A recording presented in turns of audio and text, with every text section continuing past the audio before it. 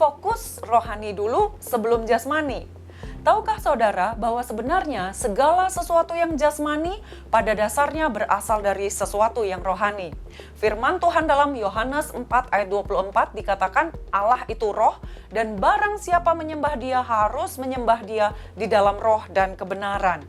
Sedangkan di kitab Kejadian pasal 1 ayat 1 dikatakan pada mulanya Allah menciptakan langit dan bumi.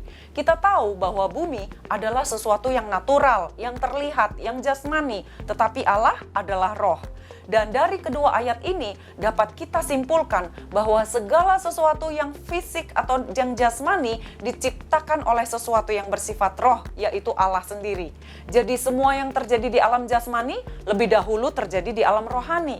Realitas yang sebenarnya di alam jasmani berasal dari alam rohani.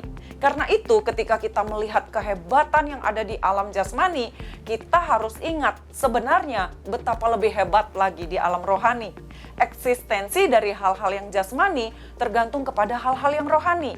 Firman Tuhan, Efesus 1 ayat 3 berkata, "Terpujilah Allah dan Bapa Tuhan kita, Yesus Kristus, yang di dalam Kristus telah mengaruniakan kepada kita segala berkat rohani di dalam sorga." Maksud dari ayat ini adalah karena segala sesuatu berasal dari alam rohani, maka dalam segala keadaan kita di alam jasmani ini harus bersepakat dulu dengan alam rohani sebelum hal itu terjadi di alam jasmani. Sehingga kalau Allah mengaruniakan kepada kita dengan segala berkat rohani di dalam sorga, maka kita harus mengaktifasikan dan melepaskan iman kita supaya dapat mengakses segala berkat rohani dari sorga. Dan akhirnya semua berkat yang Allah sediakan itu termanifestasi dalam alam jasmani.